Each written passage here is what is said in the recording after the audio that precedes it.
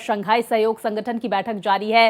चीन के किंगदाओ में चल रही रक्षा मंत्रियों की मीटिंग, जहां पर एससीओ की बैठक में रक्षा मंत्री राजनाथ सिंह भी शामिल है। तो एससीओ समिट में आतंकवाद पर राजनाथ सिंह की दो टूक देखने को मिली।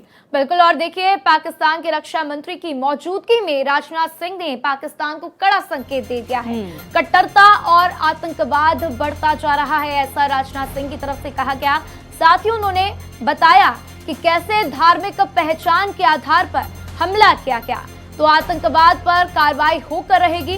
इस बात का भी जिक्र करते हुए रक्षा मंत्री राजनाथ सिंह नजर आए। अब देखिए, आतंकवाद और शांति एक साथ नहीं रह सकती, ये जिक्र करते हुए रक्षा मंत्री नजर आए। निर्दोषों का खून बहाने वालों को छोड़ेंगे नहीं। तो कोई देश इतना शक्तिशाली नहीं कि सब कर ले, बातचीत और सहयोग से ही शांति संभव है।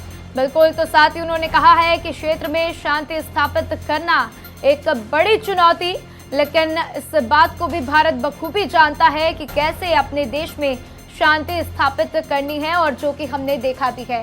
तो देखिए, लगातार इस बैठक में रक्षा मंत्री राजनाथ सिंह पाकिस्तान को संदेश देते हुए और एससीओ के मंच से बाकी अन्य देशों को भी भारत का पक्ष साफ करते हुए कि भारत क्या चाहता है। बिल्कुल राधा, और देखिए, पहला वाकया है जब दोनों ही देशों के रक्षा मंत्री एक साथ मौजूद है। ऐसे में बड़ा और कड़ा संदेश पाकिस्तान को आतंकवाद के मुद्दे पर रक्षा मंत्री राजनाथ सिंह देते हुए नजर आ रहे हैं। और जिस बात का लगातार हम जिक्र कर रहे थे कि आतंकवाद को लेकर दो टूक जवाब देते हुए रक्षा मंत्री राजनाथ सिंह की तरफ से तमाम बातें कही गई। सुन लेते हैं उनकी तरफ से क्या कहा गया।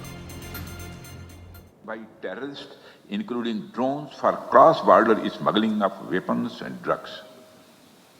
In our interconnected world, traditional borders are no longer the sole barriers against threats, and instead we face an intricate web of challenges that range from transnational terrorism and cyber attacks to hybrid warfare.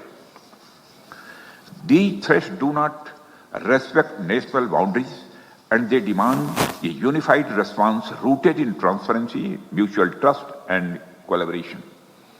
India reaffirms its resolve to fight terrorism in all its forms and manifestations.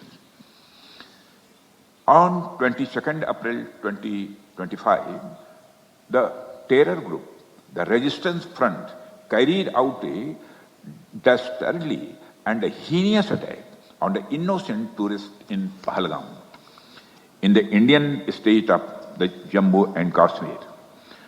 26 innocent civilians, including a Nepali national, were killed. Victims were shot after they were profiled based on the religious identity. The Resistance Front, which is a proxy of UN-designated terror group Lashkar-e-Toiba, claimed responsibility for the attack. The pattern of the Pahalgam terror attack matches with LET's previous terror attacks in India. तो देखिए, स्वाति, रक्षा मंत्री राजनाथ सिंह को भी हम सुन रहे थे, जिन्होंने साफ साफ शब्दों में समझा दिया है कि शांति, वार्ता और साथ ही साथ आतंकवाद को लेकर चर्चा एक साथ नहीं की जा सकती है, और बहुत ही महत्वपूर्ण है आतंकवाद को जड़ से मिटाना। इस पर ज्यादा जानकारी के लिए मोहित शुक्ला भी हमारे साथ जुड़ चुके हैं। सीधा उनका रुख करते हैं। मोहित, एससीओ की बैठक चल रही है, जिसमें रक्षा मंत्री ने एक बार फिर से पाकिस्तान को कड़ा संदेश दे दिया है। और देखिए, आपको राधा सबसे पहले ये बता दूं कि रक्षा मंत्री राजनाथ सिंह 25 और 26 अपने 2 दिवसीय संघाई के दौरे पर हैं, और मैं आपको बताऊं ये किंगदाओ के दौरे पर हैं। और वो वहां पर जब पहुंचे तो सामने कौन था? जब उन्होंने पाकिस्तान को खरी खरी सुनाई तो उस वक्त पाकिस्तान के मंत्री ख्वाजा आसिफ साहब वहां पर मौजूद थे, और यही वजह है कि उनके सामने ही पाकिस्तान को उसी की भाषा में रक्षा मंत्री राजनाथ सिंह ने लताड़ा है। और ख्वाजा आसिफ को यह सुनने पर मजबूर होना पड़ा कि आखिरकार उनका देश किस तरीके से पाकिस्तान का जो है आतंकवाद का समर्थन करता है। अब आप एक बात समझिए, साल 2017 में भारत इसका सदस्य बनता है, 2021 में उसके पास अध्यक्षता आती है और इस बार देखिए भारत ने तमाम पहलुओं पर और तमाम मंचों पर अपनी प्रतिबद्धता जताई है, अपनी चीजों को बताया है कि कैसे भारत ने हमेशा से आतंकवाद पर वार किया है और पलटवार किया है। साथ ही जो एससीओ के सदस्य हैं उनके साथ सहयोग की भावना भी दिखाई है। अब आप एक बात समझिए, पाकिस्तान को हमेशा इस तरीके से, चाहे वो यूएनएससी की बात हो, चाहे वो यूएन की बात हो, चाहे वो तमाम संगठनों पर, तमाम प्लेटफॉर्म्स पर हो, भारत हमेशा से एक्सपोज करता आया है। आप एक बात समझिए कि किंगदाओ में एक बहुत बड़ी चीज और होने वाली है, वो चीन और रशिया के साथ द्विपक्षीय वार्ता भी होगी। लेकिन वार्ता किसके साथ नहीं होगी?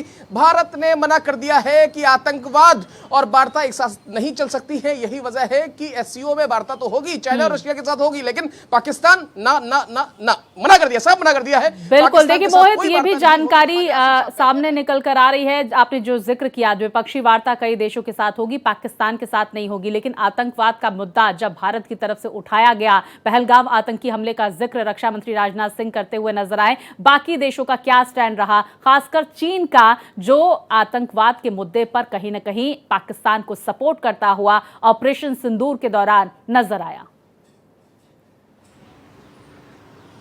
देखिए स्वाति, मैं साफ तौर पर आपको बताऊं कि जो एससीओ है या फिर जो उसके सदस्य हैं, उसकी मूल भावना ही ये है, जिसका जिक्र खुद आप समझिए रक्षा मंत्री ने भी करा और साफ तौर पर इसकी एक मूल भावना ये है कि कोई देश किसी भी देश दूसरे देश के आंतरिक मामलों में कभी दखल नहीं करेगा। हाँ, किन चीजों में सपोर्ट करना है, जैसे कि आर्थिक मामले हैं, राजनीतिक मामलों में सपोर्ट नहीं होना है, आर्थिक मामले हैं, व्यावसायिक मामले हैं, समसामयिक मामले हैं और दूसरे जो संबंधित मामले हैं जो बहुत जरूरी है, ऐसे मामलों में ही दखलंदाजी थोड़ी बहुत संभव है, लेकिन जो आंतरिक मामले हैं उसमें किसी भी प्रकार की दखलंदाजी नहीं संभव है। यही वजह है कि पाकिस्तान का समर्थन तो किया चाइना ने, लेकिन परोक्ष रूप से नहीं किया। पाकिस्तान में आप समझिए कि चाइना ने कहा, कुछ हमें ऐसे चीजें देखने को मिली जिससे हम ये कह सकते हैं कि चाइना ने इस बार जो 6 से लेकर 10 तारीख तक जो खींचतान चली थी ऑपरेशन सिंदूर के दौरान, जो कार्रवाई हुई थी और जो 22 अप्रैल की घटना थी, आप ये भी समझिए चाइना ने 22 अप्रैल की घटना की जमकर निंदा भी की थी। ऐसा नहीं है कि पहलगाम पे सपोर्ट किया हो। 22 अप्रैल यानी कि जो आतंकवादी घटना हुई थी उसकी निंदा की थी और जो सैन्य कार्रवाई थी उसको लेकर यह कहा था कि हम दोनों देशों के बीच में तनाव नहीं चाहते हैं, दोनों के बीच में शांति स्थापित हो और यही एससीओ का मकसद भी है जो ये मीटिंग हो रही है। बिल्कुल बिल्कुल मोहित, और बार बार इसी का जिक्र भारत हमेशा करता रहता है और एक बार फिर से इसी का जिक्र हमें देखने को मिला है। हमारे साथ जानकारी साझा करने के लिए आपका बहुत बहुत शुक्रिया मोहित।